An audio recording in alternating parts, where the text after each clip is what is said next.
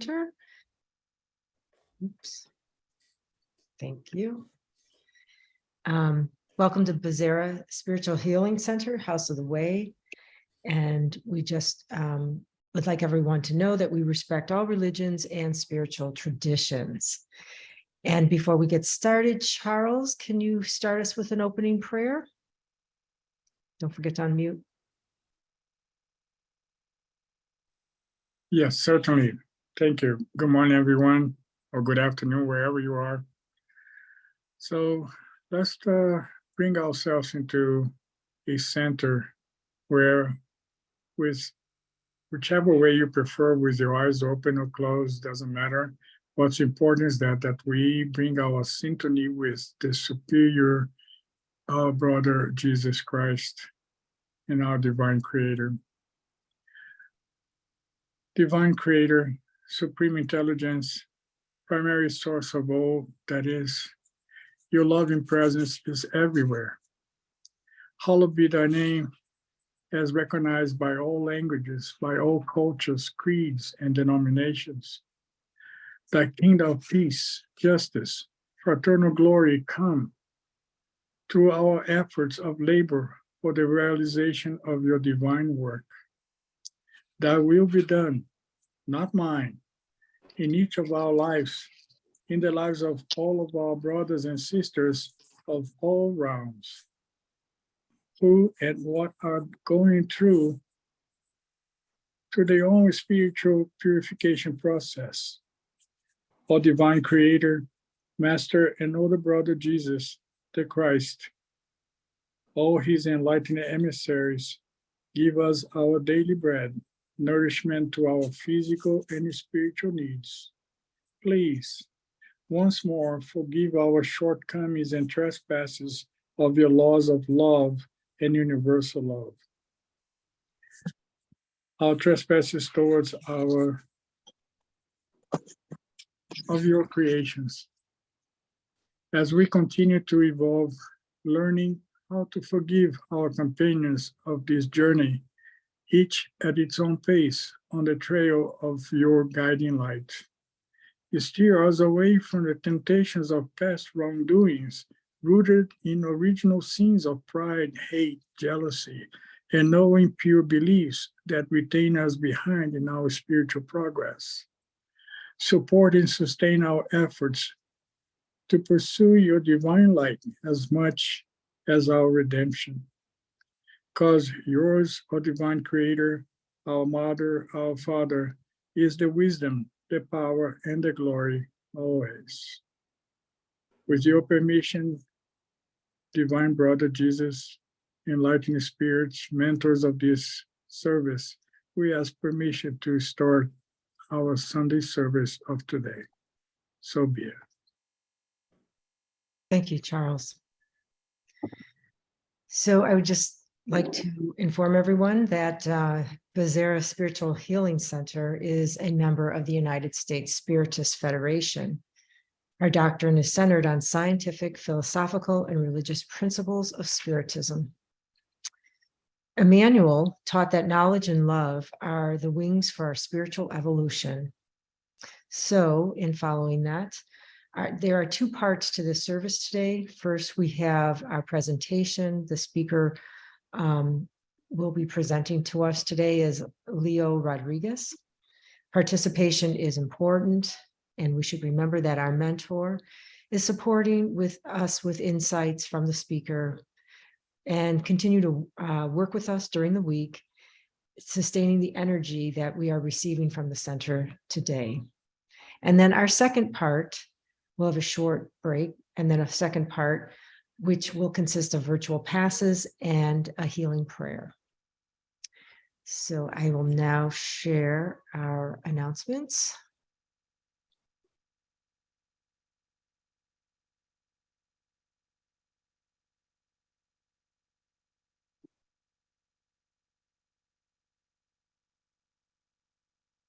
Okay. So you don't see it, do you? But Yes, Mark, we do. We do. Yeah, we do. oh, great. Oh, that's wonderful. Okay. So then, as you can see, that we have a Monday healing service that is internal. And there is a daily prayer every day at 6 p.m. There is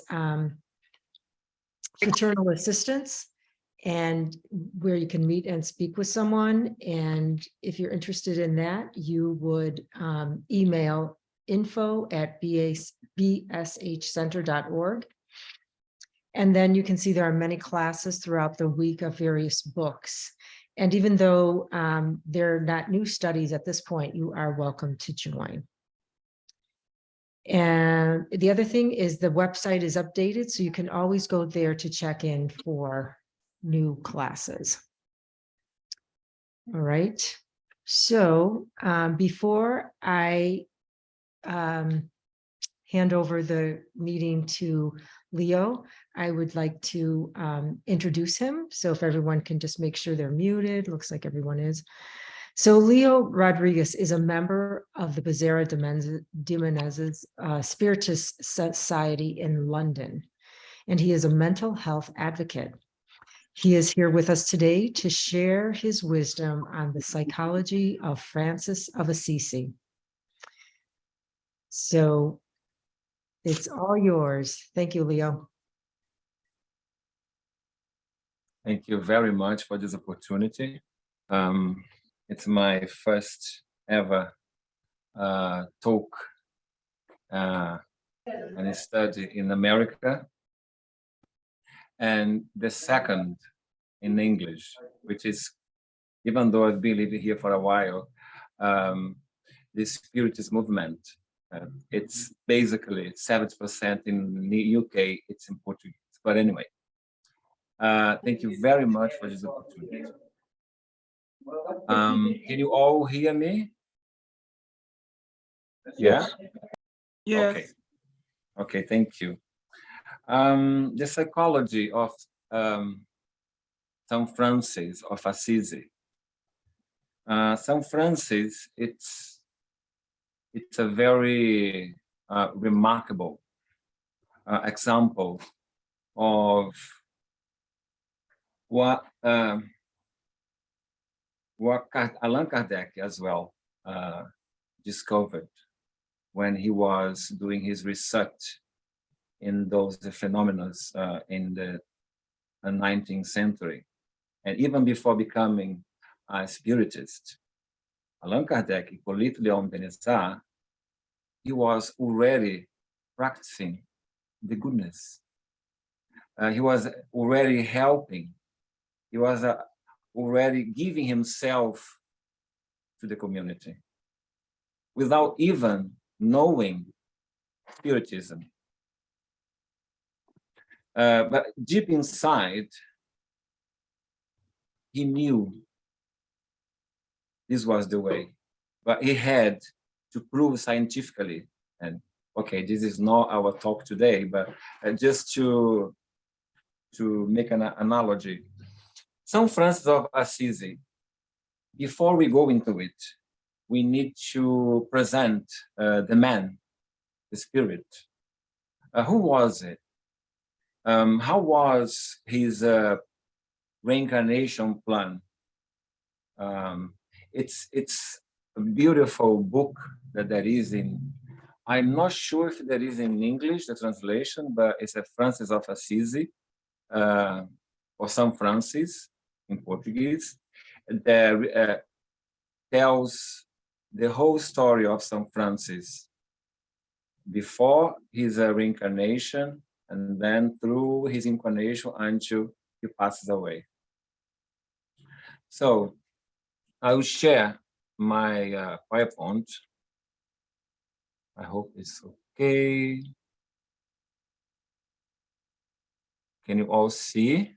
Yes, perfect. Yeah, okay, thank you.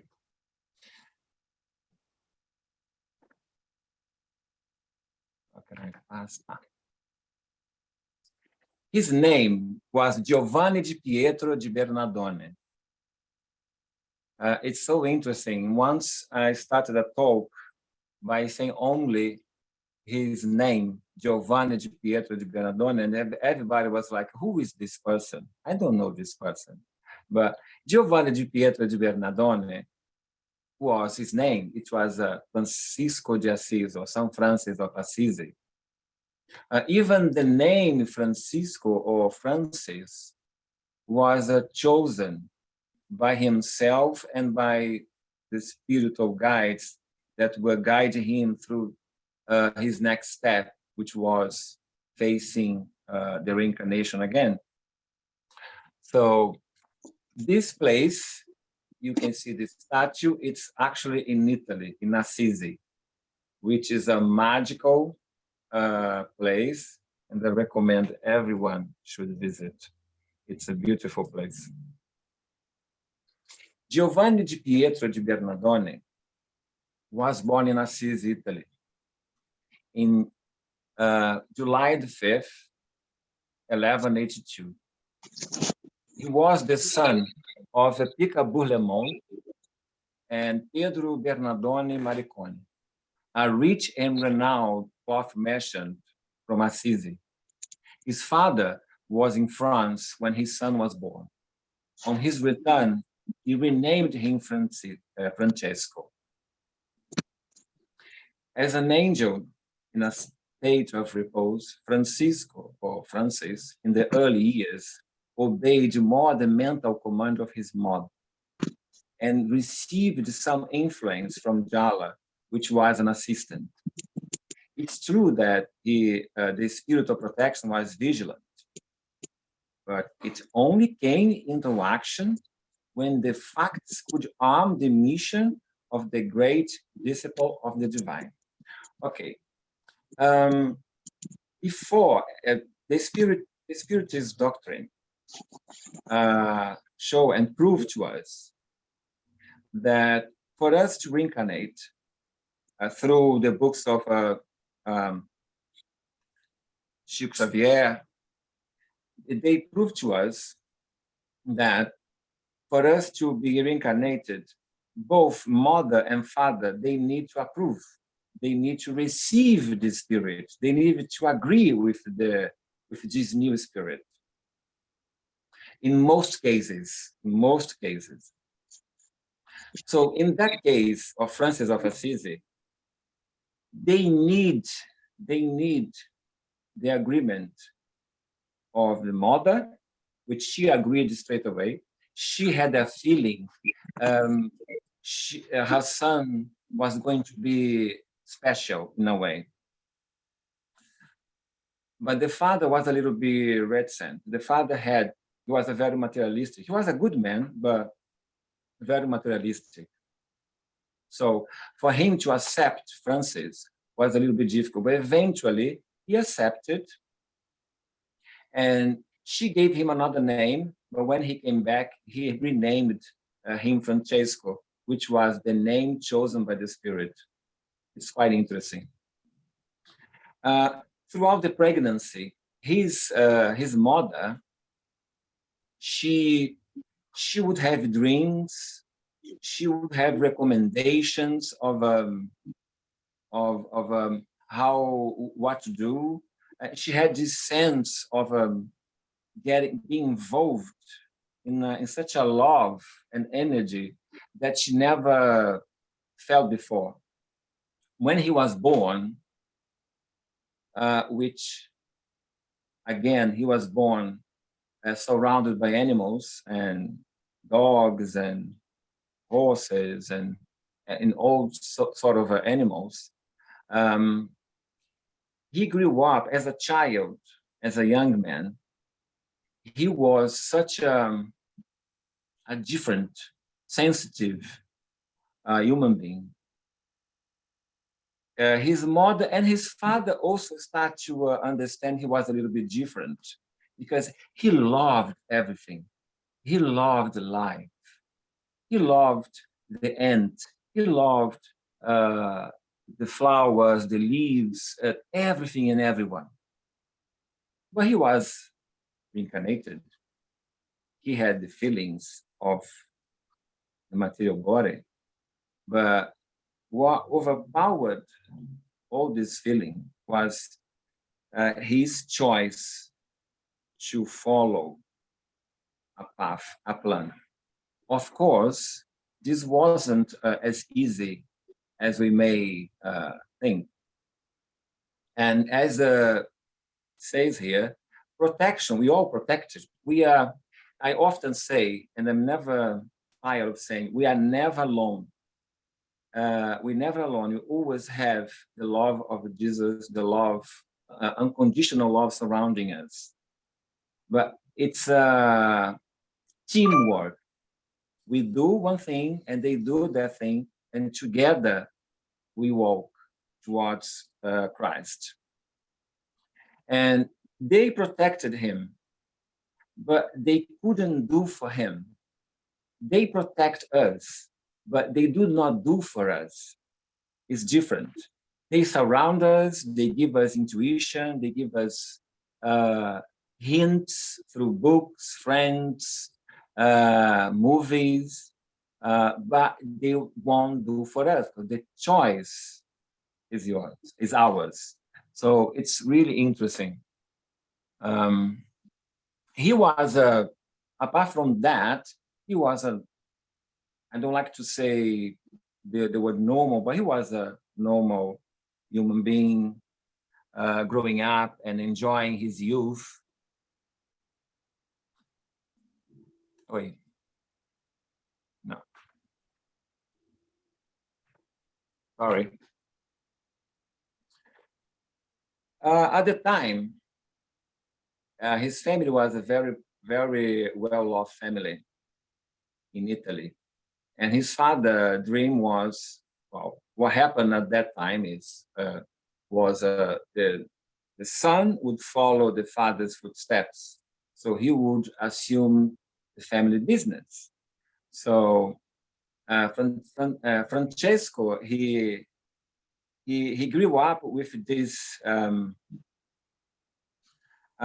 dubious, this dwelling, this love for everything that he didn't understand yet. What was it?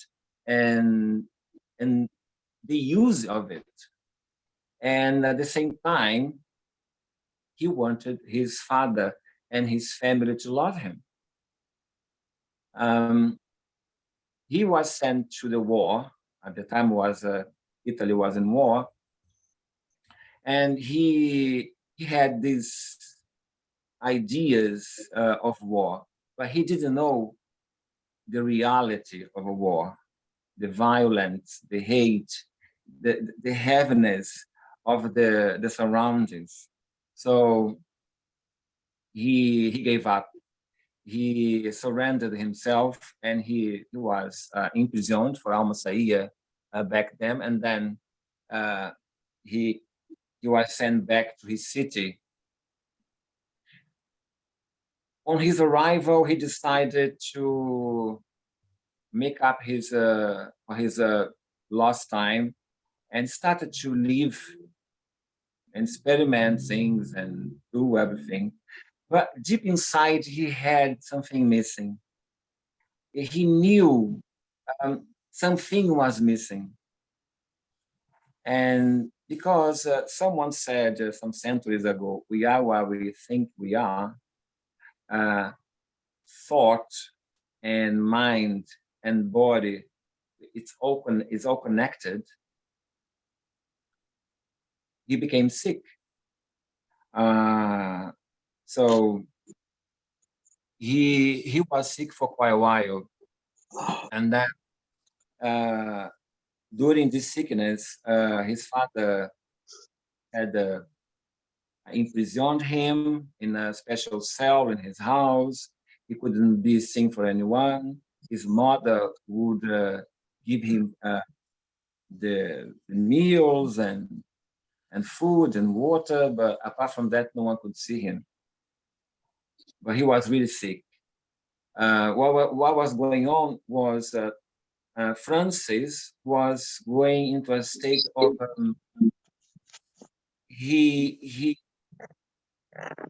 disconnection of the reality and with what he had inside himself. He had he didn't know what was happening. Suddenly one day he found out. He woke up. And he went to, in Italy, in that area in Assisi. This church still exists, is now closed, but still exists, where he went in St. Damian church at the time. He saw this cross, St. Damian cross,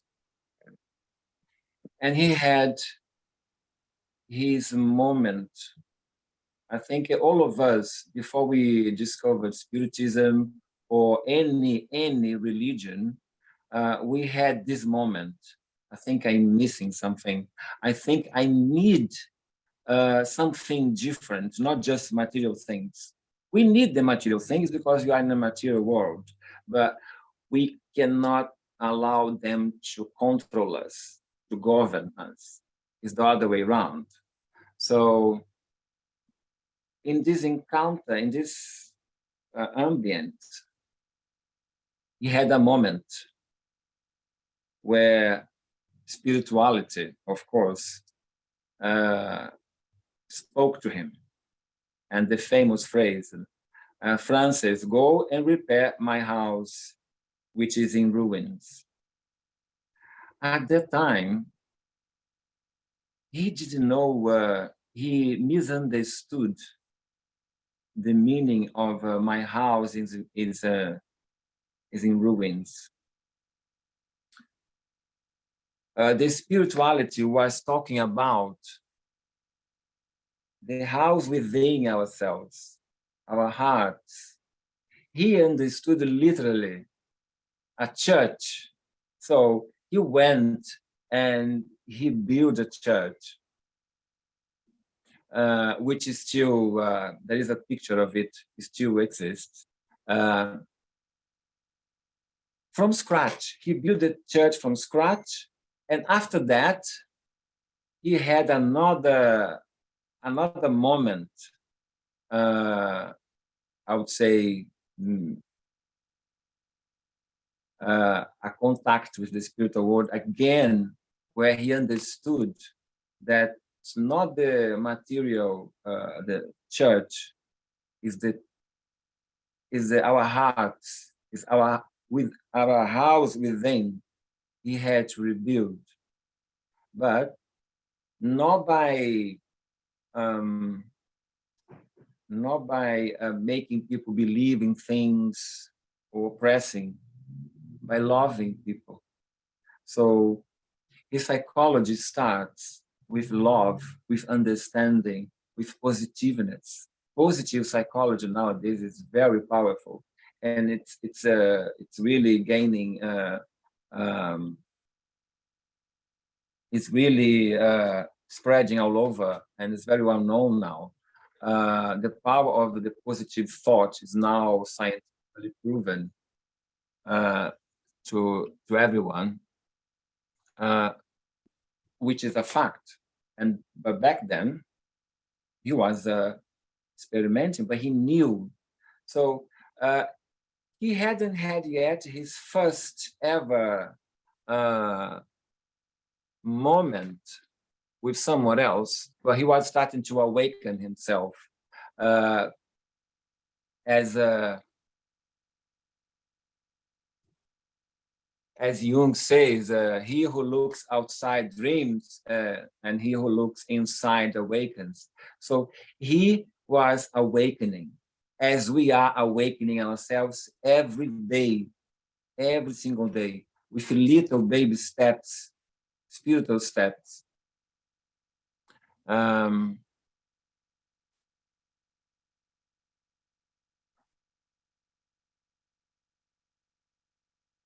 Jesus knew this, and he encouraged all men to strive for the kingdom of heaven within themselves. Joanna de Angelis. It's really interesting that everything is so connected. He was being helped by the spirits, guided by the spirits, but the choice was his. He could stop at any moment. But once he had this spiritual moment, and he knew he had to make a different choice to have different results, he followed that path. It wasn't the material that was important or that important. It was the spiritual, was within ourselves that we could change. By change our inner, by getting to know ourselves inside, we change our surroundings. And here, just a curiosity, which I found, as happened with Buddha. Buddha had his moment as well.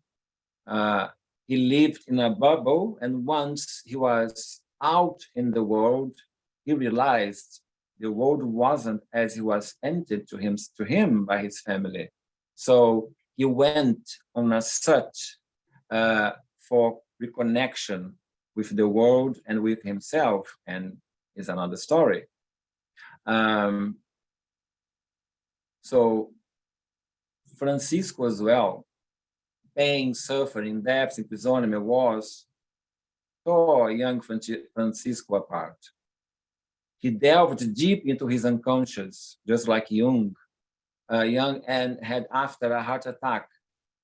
And like this one, he suffered a lot when he came back to consciousness.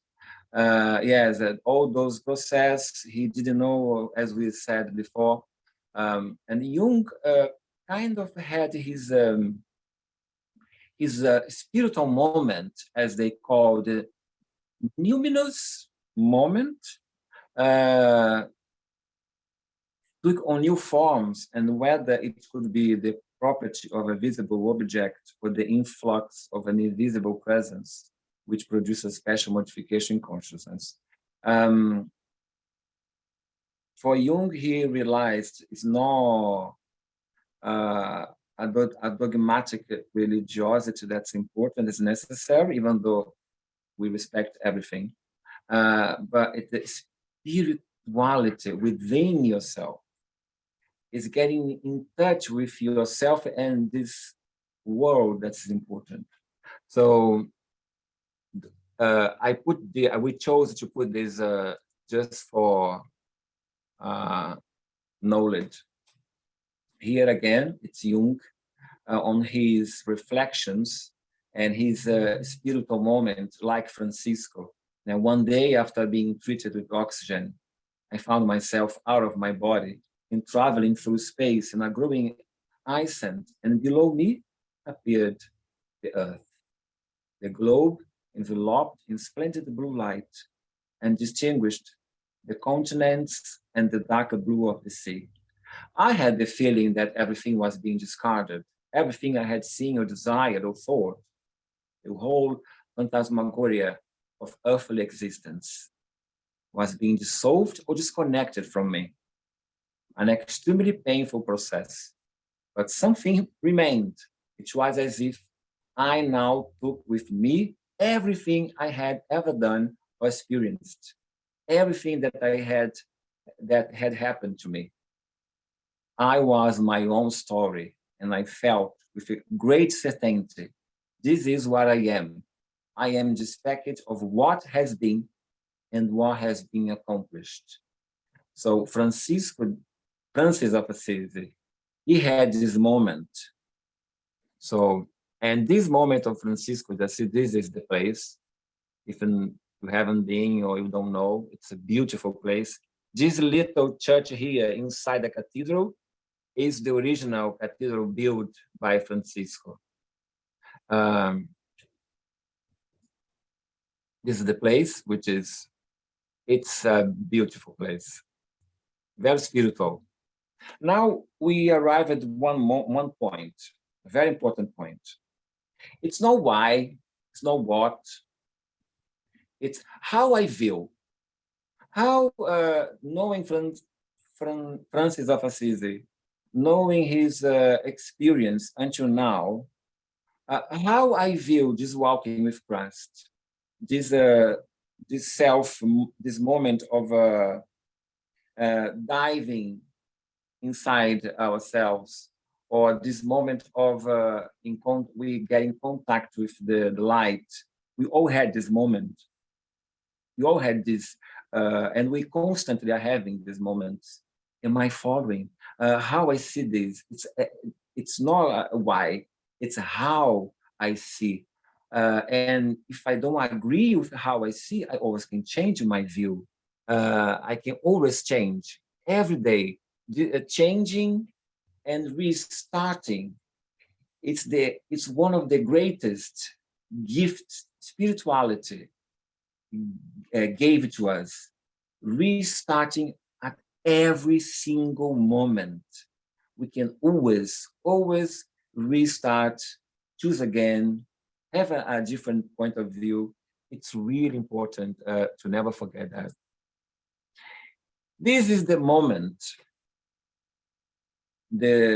after his spiritual inner moments and contact to spirituality, he built the church, he was on his path, he had a reality of life in front of him. One day, he went for a walk through the surrounding fields, and as he entered a clearing, he heard the sound of the bell that lepers, outlawed by society, must use to indicate their approach. And soon he found himself face to face with the sick man. It was cold, and the leper had only rags on his body. Francis had always been repulsed by lepers and so society, but at that moment, he got off his horse and covered the man with his own cloak. Astonished at himself, he looked into the other's eyes and saw his gratitude. And while he himself was crying, he kissed their face deformed by illness. Here, it's the moment that we can apply how we see it. How would we react? This is the moment that Francis understood that he had to love. He had to spread this news that love was the first step of health and a balanced life. By love, we understand support, care, acceptance,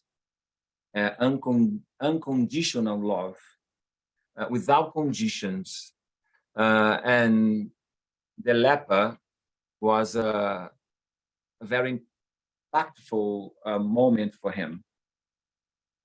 So from that moment, he started to walk with them, to visit them, to feed them. And so he realized he could, as it was in his reincarnation plan, he could cure the disease and so on.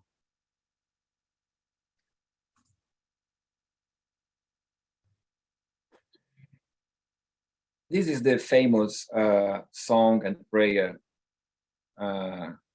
that summarizes St. Francis of Assisi beliefs and actions in his life, even though it wasn't written by him, but it resumes his life. So the ones in red is the one that we are going to analyze. To be understood as to understand, to be loved as to love, and it is in pardoning that one is pardoned. So those are the ones we are going to see. So to be understood as to understand is empathy, living our world and seeing the world of the other with love. It's by accepting, it's by supporting the other. It's by respecting someone else's space, someone else's pain, doubts, questions, way of life. We don't know what happened before. We don't know that person's whole story. So here it's about understanding, respect, and love. Always humans in love. When we step a little bit in someone else's life through their shoes, we can see empathically how the person's walk is and the reasons why someone is acting or having issues. Then we can start to support, to give a plan or a help to continue and never give up life. We never give up. We can stop, we can reflect, we can breathe, we can change our ideas, but never, never give up. To be loved as to love. Giving in the sense of giving oneself. When I truly give myself, I feel giving my love. Givaldo, I always like to give this example. He says, charity and giving oneself is the best ever business to a spirit.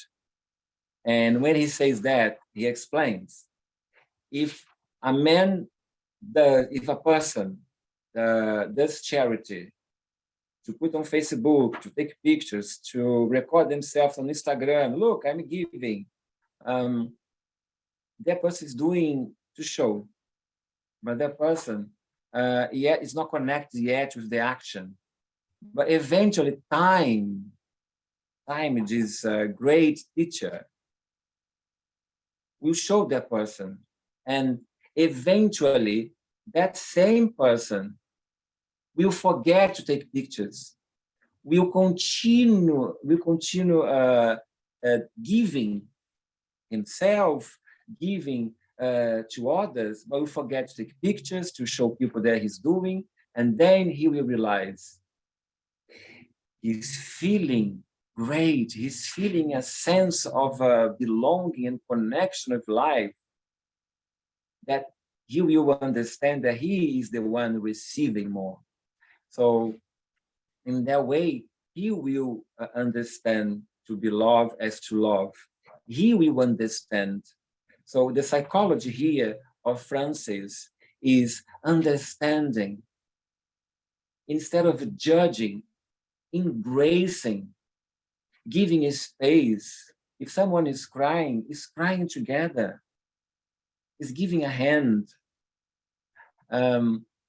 Is giving a space for that person to be and to understand what is happening, and giving the assurance to that person, you're not alone. You are not alone. I respect your moment, but you are not alone. So this is so important. Back in his society, when Francis decided to abandon his life and his family and go into the world, he was very dissatisfied because, as I said, as history proves, a son would follow his father in business footsteps, but he didn't. He gave everything, and follow his heart. This is interesting because even though he chose, it wasn't easy. And when society it's surrounded and we get all this information about, we need to produce, we have timelines, we have this, we have that, we need to always look younger, we need to look a certain way, we cannot wear certain clothes, all sort of boxes society put everyone, but we're all different. And we shouldn't be in the same box as everyone else's. That's why respecting the next is respecting each one individuality and uniqueness. So the cold search for ephemeral and momentary success is what leads to sadness, physical and mental illness, such as burnout, and even depression. The constant pressure of perfection of tasks and results, bumping even in the physical image. Here in England is very high in statistically bullying. I'm not sure in America, I don't know if it happened as well. In Brazil, but here in England, bullying it's an issue, especially when people are different, if they come from different places, different cultural background, and they look a little bit different, or even they might be from the same culture, but or society, but they look different. And the wrong face, the wrong heart, the wrong feeling, the wrong leg. This is from an artist. I found this resumes everything. It summarizes everything. Why we need to change so drastically our physical bodies, our thoughts, to satisfy a box. No, nothing against plastic surgery, nothing against that, but it's about you loving yourself. You find your connection. Francis found his connection, Jung found his connection. It's about going in and believe and accept and change the things that you want to change, but not change because someone says we need to change. And when he says love to love, it's accepting people. But for accepting someone, for respecting the next, we need to accept ourselves. We need to believe in ourselves. That's why the being is lost within itself and often believes that no longer belongs to society. Boredom and sameness at the same time a sign of stagnation and signs that it's time for a change. In one of the books of Chico, André Luiz, he learns and he passes this to us, that the sign that we need to change, we need to look for help, is never a shame to look for help, is never a shame. The sign to look for help is when we are bored. When boredom visits us, is the time that we need to start looking into it. It's like an alarm going off saying, no, we need to look into it. It's time. I'm doing the same. I'm still attracted to the same things, but at the same time, I'm bored. It's strange. This doesn't connect with me anymore. I need to change. So it's never a shame to change. It's a sign that we need something different, or we need to go inside ourselves to get to know. So it's very important. And the gospel, according to Spiritism,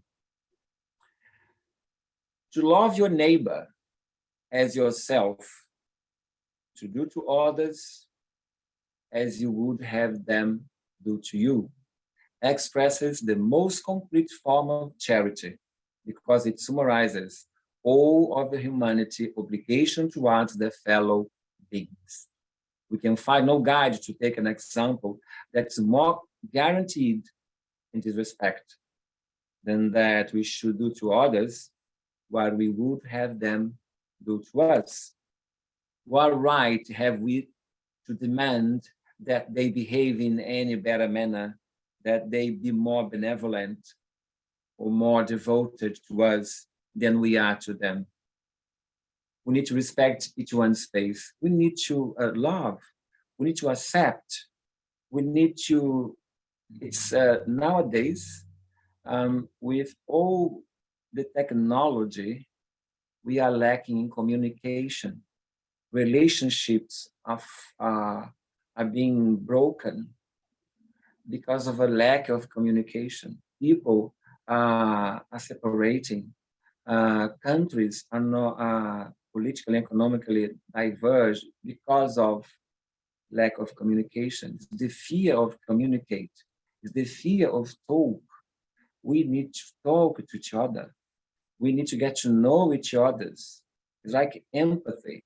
We need to see each other's world, to understand each other, and understand as well our inner world parallel to everything. And the third and last is it is pardoning that one is pardoned. Pardon, forgiveness. You need to forgive, but you need to forgive yourself. Otherwise, you'll never be disconnected with that process. Christ's invitation is not to forget to apply our energy. It's not to forget, but it's to apply our energies also to the internal world, which structures us to live the external world. Without inner renewal, there is a great void in the soul. Happiness for those who seek inner renewal is no longer a desire for the future. It becomes a means of achieving harmony and peace. What happened to Francis? And he invites us to follow on his footsteps and to renew ourselves each day. And we'll find harmony and peace. When we are willing to be born again each day, we make it possible for understanding and forgiveness to be always present in the face of our neighbor's mistakes. We don't point fingers. We give support. We embrace. There is no true forgiveness without also having self-forgiveness. We need to throw away the idea and forget the idea of self-punishment. I was trying to find the word. Because this is like a break. Won't let us move forward.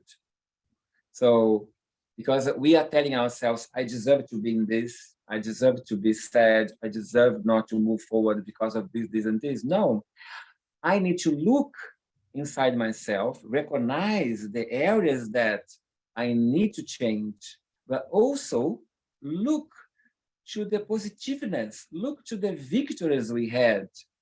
We are not only a bag or full of negativity. We are love. We were made from love. We have love inside us.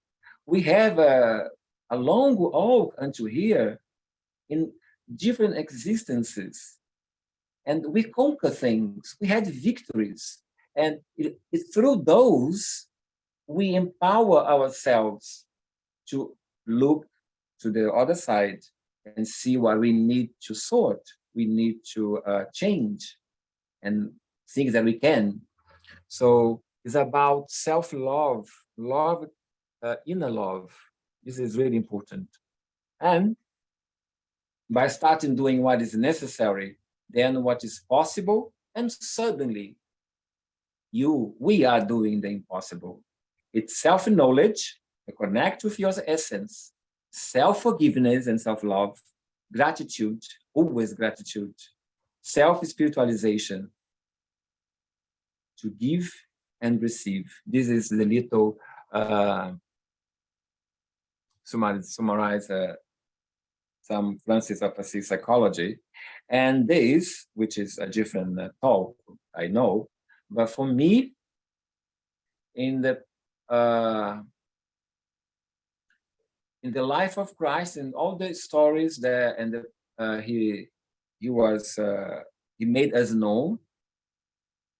This moment for me is the most powerful and the one that shows unconditional love, because a women, they were at the time seen not even as human. They were seen as things, as men's toys. And this woman, among all the men that is, they are not in the picture, but they are around him. They didn't give him the attention. They didn't give the love, the honesty. She gave what she had the most. She gave herself. And in any moment, Jesus pointed the finger, Jesus crucified her. In any moment, he embraces her. He loves her, and by empowering her, he's saying to her, you are loved, you deserve love. Go and live and do things and change. And that's what she did. So I find this the most beautiful parable of Jesus, in my opinion. And for finishing, because I am a mental health advocate, I'm always doing this. Every single person is beautiful in their own uniqueness. Love who you are. Is never a shame to ask for help, to have doubts, to stop, to find another solution or another path. Always look for help. Looking for help, it's not a sign of weakness. It's a sign of strength, because you want to change yourself. You just need a push and a support to do it. And it's never a shame. It's a strength. With that, I would like to open to any comments and to thank everyone for this talk. I hope the point was made, and any point of view, anything that one can share.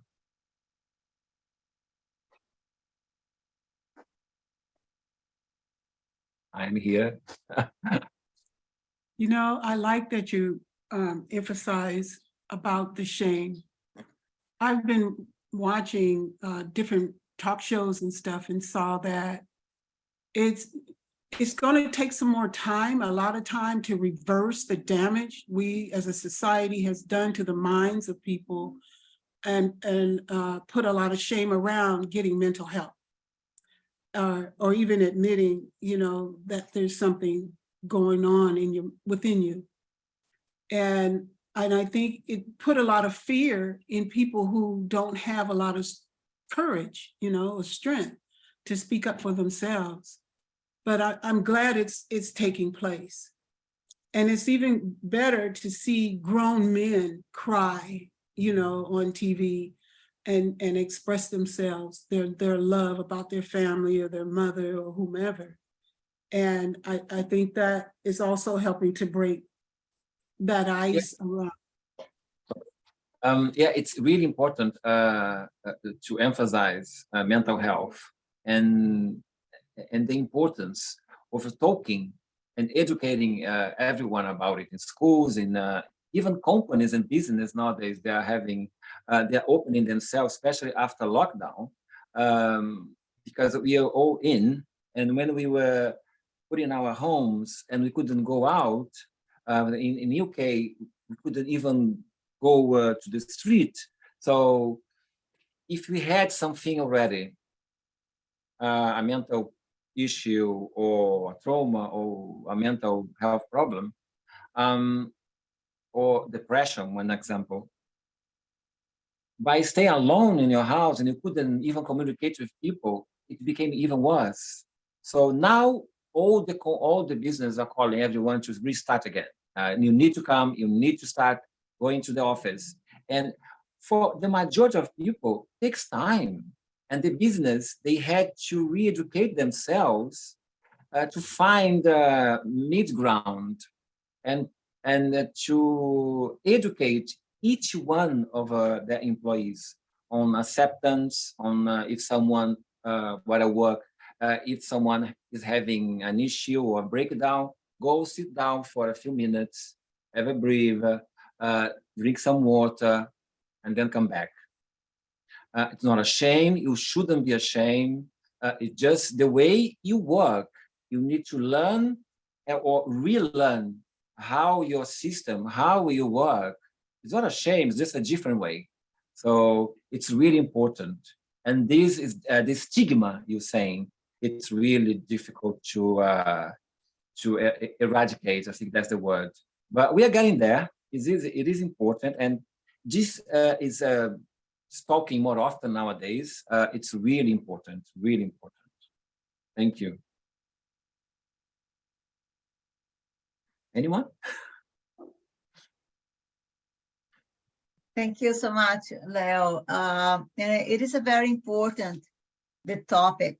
No, and you were saying about the bullying here in the United States. I believe in everywhere, and I believe the biggest problem of the society, because you already learn by when you are in the womb of the mother to be rejected.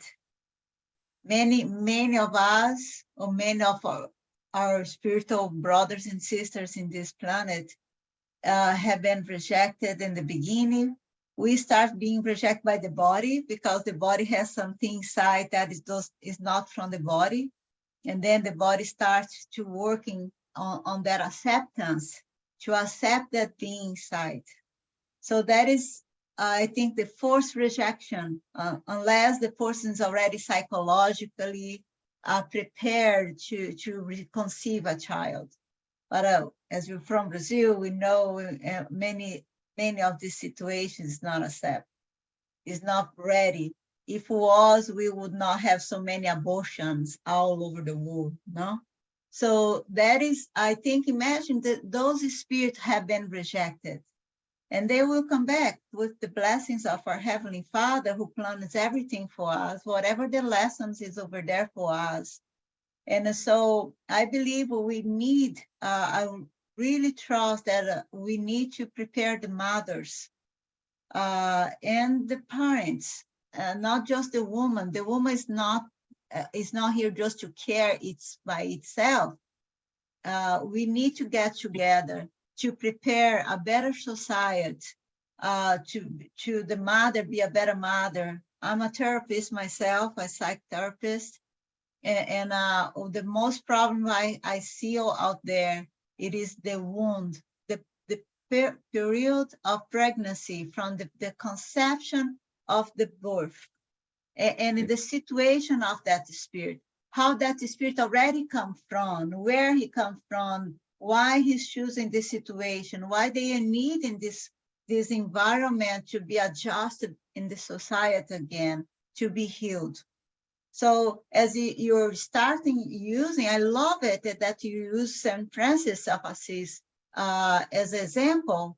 As you see, he was born already in the situation of that mentality of a mother who loves and so spiritual, but as a father who is in the world and just competitive and comparative world. No, what amazing! That is the proof that the saint. He was a saint that came through that environment because, again, as we see that the embryo brings the information from the mother and the father and their ancestors, no? All together in the cells. So for him, we can see him growing up as you presented. We can see his dual with the father-mother personalities. It's true. Yeah, that's Isn't it? And that was sometimes when I evaluate a person, I want to see the person separate from what she brought or him brought from the parents.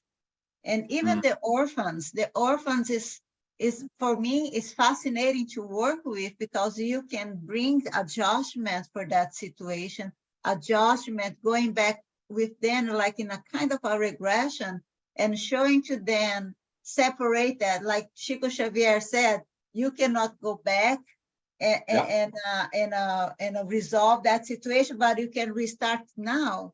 In my Exactly. conception in therapy, I go back to the past. I modify the energy because whatever we have done, and we cannot modify that. But we can go and separate that energy from the mind, from the cells, and bring that child to be born again. Yeah, I So think it's, I don't know the words in, I cannot remember. It's resignification with resignificar. In English, it's you going back to work on that trauma or that situation and re-signify. I don't know. Sorry. yeah, I like of that. No? And then to see that in another way, that trauma or that situation another way. And it's so great that now mental health services like therapy, it's seen as something important, not as something that in the past, oh, he's crazy. This is very so now it's very diminishing of the person who needs this. Everyone needs therapy at some point. And Givaldo says You said right. Everyone, no? everyone needs if I need to change my redefine the trauma. My brother found it as I was looking teamwork. So Define. redefine. Regression, Yeah, it's regression too. Yeah. well, yeah. This is a different technique that some people, some therapists, they use. But you can redefine not necessarily use regression. It's just going there slowly because you're opening a wound, so it's painful. But with love and empathy, you can do it. And it's so important that therapy now it's seen as a necessity. Is important, and everyone is talking about it. People that I have, my brother, it's one example. I can say because he's near me here now, and he was, oh, I don't believe in therapy, and talking to me because I love the subject. It was very difficult. But I said, one day you're going to open yourself. One day you realize it. I'm not going to push you because don't push people to therapy. That doesn't work. And nowadays, he sees another view, has another view, he's looking for one. So it's really important. It's so great, this. It's really great. I think it's a teamwork. You go to the spiritual center, you go to a therapy, and both will help each other. We help each other to find the balance. And what is important for us, see the blessed, how blessed we are we have come through all this, have the spiritism to help us. I said, if it was not for spiritism, I believe I would not be here today, because that make us, we need the conception of the spirit, that I am not the body, but the body carries all the information of the soul. Now all is here to be healed, to be manifest, and to get better, to evolve, and to go back, not so many times as in need. And that is I love the way you're putting everything together. And you could not use a better example than Francis of Assisi. I thank you so very much for your time and for your presentation. Thanks so much. I open for another brother and sister. Our people here is very thoughtful. Don't embarrass me today, people.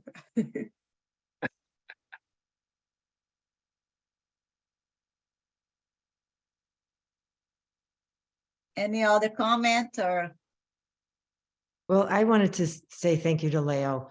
I think what I especially enjoyed is hearing the history part of it, because so often I think many of us can fall into, oh, they're elevated spirits, so that's why they were able to, do this or that.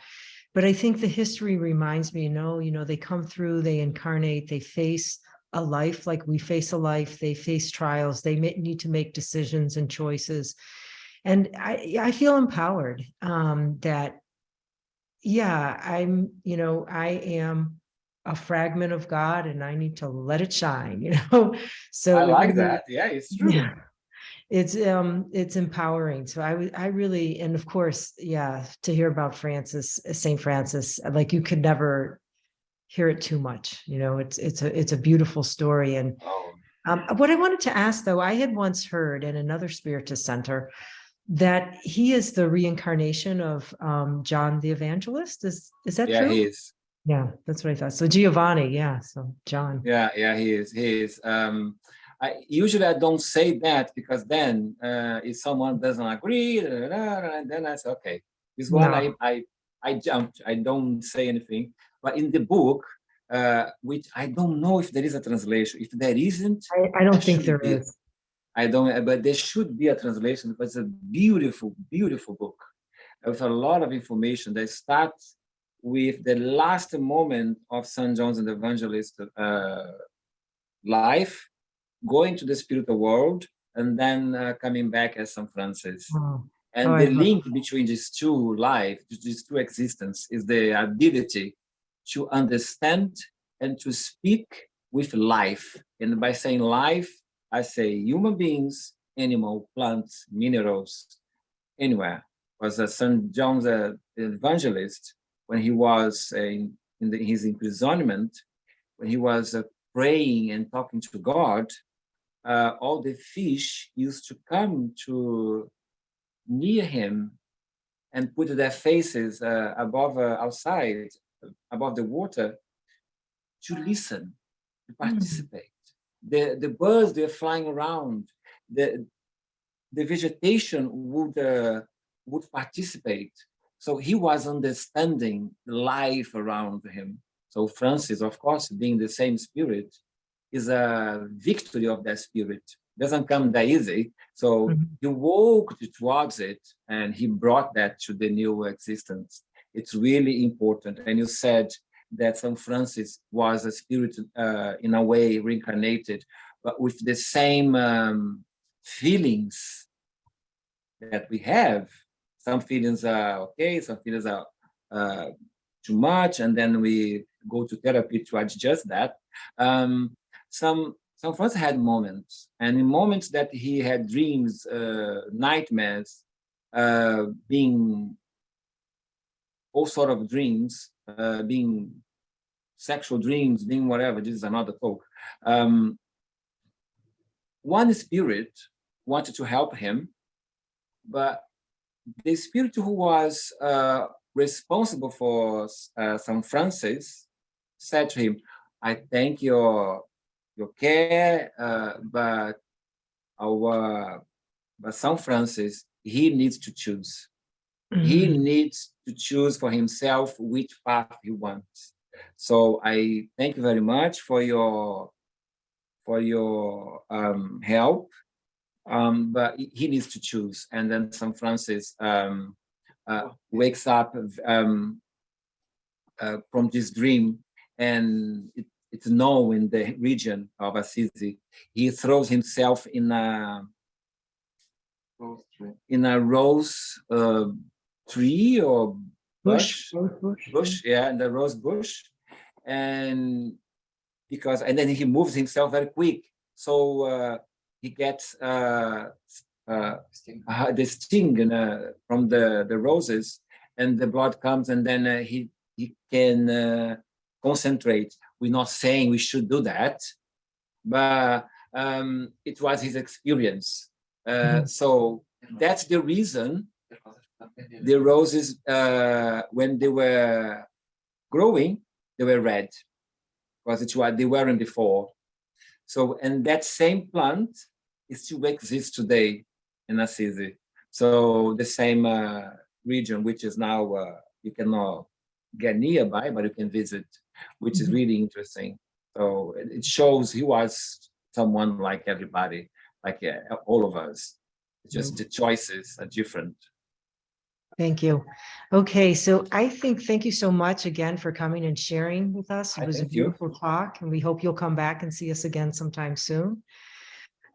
And so now we're going to take our short break, and I just want to remind people to, grab a bottle of water or any pictures of loved ones you want to pray for. So we will take a maybe just like a 3-minute break and be right back for our virtual passes. Okay. Okay. Can I ask a question about that little church that he built? Yeah, please. It looked like he was like in his beginnings where he Yeah. was, because they tell us even now, one of our mentors, Dr. Paulo, has said, even it doesn't matter how small a place you get, just get something, get a place and Mhm. just start. And that kind of reminded me of that. But what I found Yeah. interesting was the fact that they built a whole big old church around it. Yeah, they did. They did many centuries after that, centuries, and the irony of it is his original church. I think they call La Porciuncula in Italian. It's very small. It was made of stones that he went and people gave to him, or he found in the mountains, and he built it. But the cathedral that's around it, it's the irony of it. It's very luxurious, so which is completely different from his beliefs. But said that the energy in that place, the energy in Assisi, it's something. It's not a very big city. There's not many attractions like you go to other places. You go there to renew yourself, to meditate, to connect with nature. And once you experiment those places, oh, it's amazing. The energy, it's you feel his presence in a way, his love. So it's quite magical. And that movie that's in the comments, Brother, Sun, Sister, Moon, it's a beautiful, beautiful movie. I recommend. The movie, what? What's the name of it? It is in the comments. There are Brother, Sun, Sister, Moon. It's an Oh, American that's a movie. movie? Oh. Yeah, it's a movie. It's an American movie, actually. Yeah. I have to make sure I check that one out. It's Leo, can I beautiful. share something with you? Leo, can I share something? Yeah. My mother passed this summer, and Saint Francis of Assisi was her patron saint. She prayed to him all the time.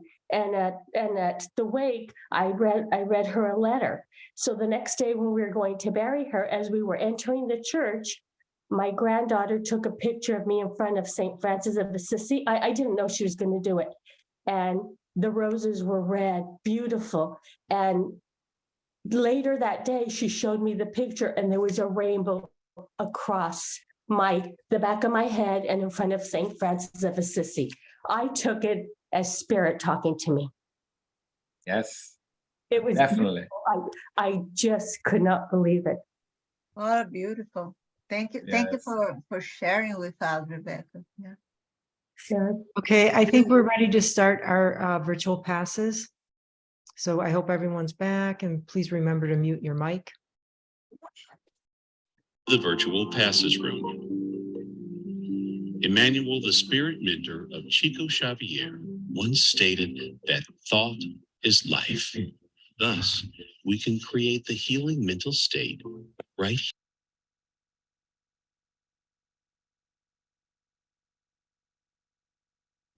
Teresa, when you're muting it, Breathe deeply, slowly, calmly, and confidently. Concentrate on positive thoughts, thereby avoiding negative ones. Silently evoke God's protection as well as Jesus.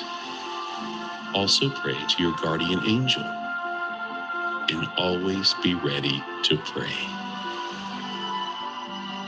Let us begin this passage session by praying as our guide and model, Jesus Christ, has taught us with the Lord's Prayer.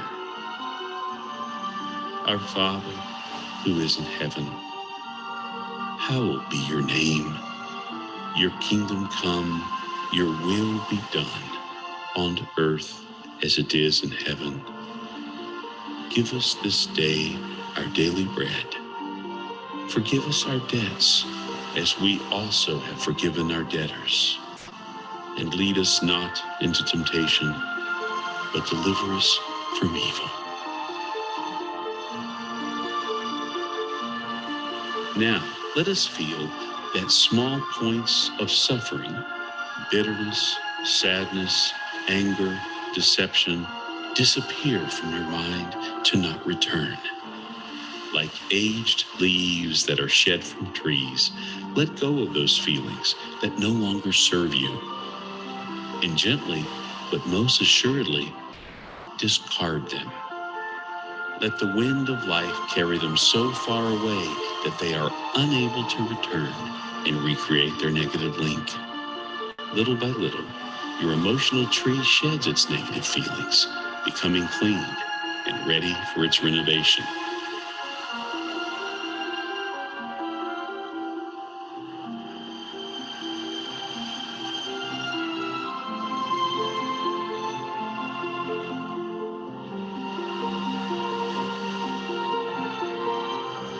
Without the weight of those dead leaves, you feel lighter and are able to feel the gentle water of life now abundantly falling into your physical body, spiritual body, and soul.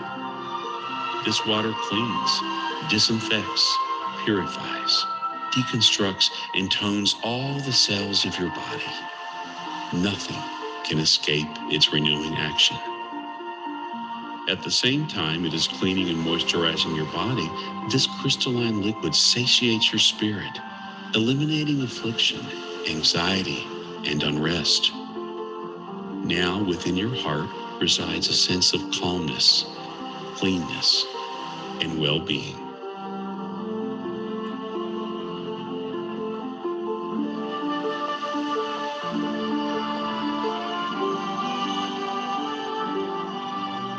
Then the light of God emerges to warm and snuggle you, while caring rays penetrate your whole body and tenderly embrace you like a maternal hug, which brings comfort and safety to your heart. At this moment, great love warms your heart and removes the coldness resulting from any affliction. Now, your mind contains only feelings of joy and confidence. You are at peace and enveloped by a protective warmth.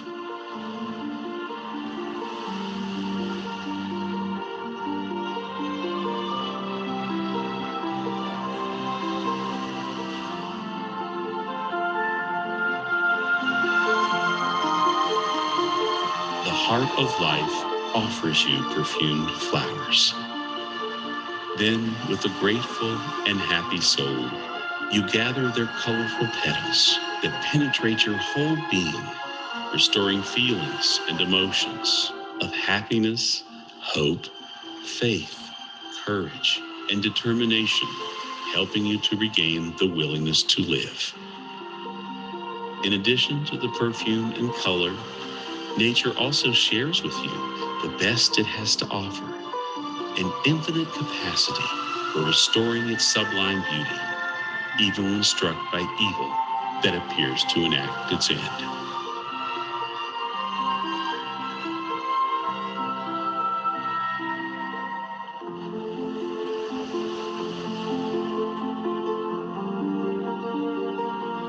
Divine hands full of light gently overflow and spill over you like a golden waterfall of unspeakable and unknown essence. Little by little, your soul is impregnated with sweet happiness, allowing an inner renewal of the most noble and elevated purposes, that of progress and accomplishment. Showered by this sublime power, you deeply surrender to the donor of light, absorbing energy that now gives your life a new and blessed impulse.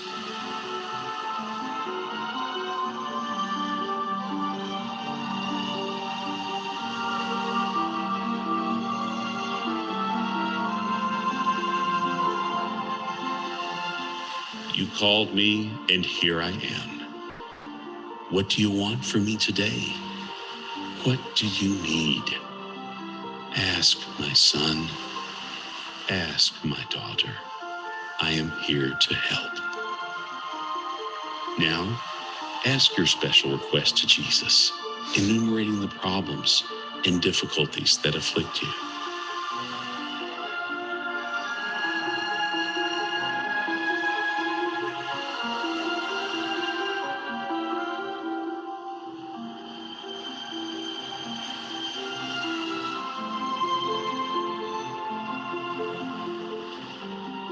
I listen to your request with love and attention. Now I count on your faith and trust in me to solve your problems. Go in peace. I am watching over you, and I will not lose sight of you. Believe in God and also believe in me. I will be with you every day until the end. Be happy. Many blessings.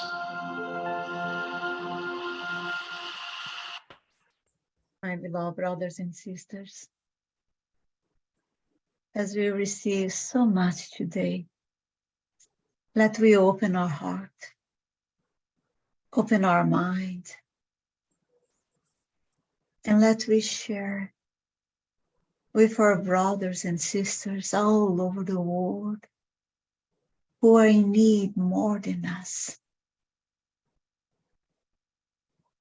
As in this moment, let we visualize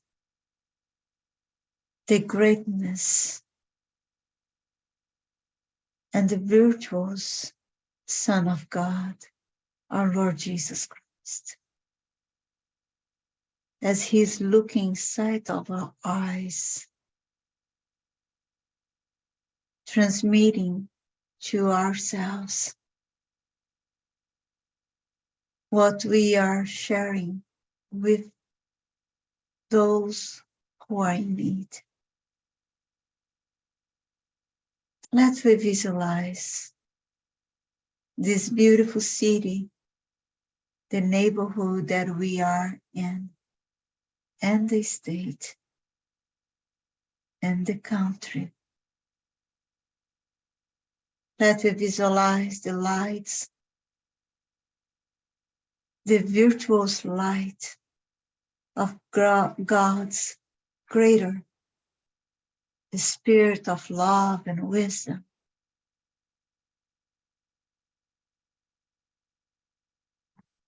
May this merciful energy that's come from our Heavenly Father, through our Lord Jesus Christ, through our Divine Mother, our beautiful Mary, through our beloved Saint Francis of Assisi, and his phalanx of love, workers of the light, united with each of us. And let we visualize our heart center. And this is growing into this beautiful, beautiful sun. Let we start with ourselves and expanding this light outward through the room we are now, through the walls and objects of the house, apartment, the place that we are now. And let we spend in this light, full of divine light, divine love, and divine wisdom and truth, divine virtuous rays of light that we will contact and touch all our neighbors, our neighborhood, in their need, whatever they are in need. Those brothers that are suffering near us and we do not know, they are in need of this beautiful light to bring hope and faith, to bring courage and determination, to stand up and move forward to the next step of their life. Let this light searching their hearts in the whole city, in the hospital, in the orphanages, and the prison, and all the men who are administrating and governing the city, the state, the country that we are in. For all the youth, the children, the elderly, the mothers, the fathers. Let this beautiful race of divine virtues searching their soul and the physical level and the mental level and the emotional level. So every creature be touched. All the animals are surrounding us, around us. The trees, the nature, the Mother Earth, and all its elements, all then be embraced by this great love. May they feel hopeful. Maybe the strength of God find them, their strength. May the light of God find their mind and clear their mind and thoughts, and they be completely healed and freed in all levels. May all of our brothers and sisters that has lost the connection with the physical life, may all of those who are still prisoners in their minds and their souls, may they all be embraced by this beautiful warmth of light, and may they wake up their mind and remind their origin as sons and daughters of Almighty. And this great opportunity as we pray together, Lord, make me an instrument of thy peace. Where there is hatred, let me sow love. Where there is injury, pardon. Where there is doubt, faith. Where there is despair, hope. Where there is darkness, light. Where there is sadness, joy. Oh, divine Master, grant that I may not so much seek to be consoled as to console, to be understood as to understand, to be loved as to love. For it is in giving that we receive. It is pardoning that we are pardoned. And it is in dying that we are born to eternal life.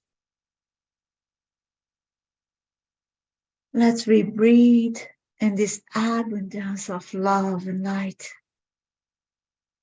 And let we keep the lessons of today in our soul.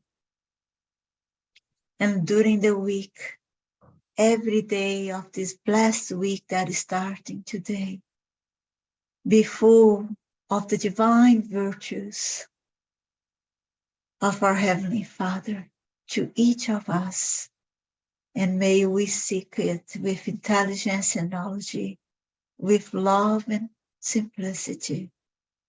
And may all of us and those surround us be blessed with such love and gratitude to you, Heavenly Father, to you, beloved Lord Jesus Christ, to you, Divine Mary, to you all, benemeritus mentors, friends, spiritual friends and guides, with such in great love and gratitude to Dr. Bezerra de Menezes, to united us and to be part and allowed us to be part of this great service and to be called light workers.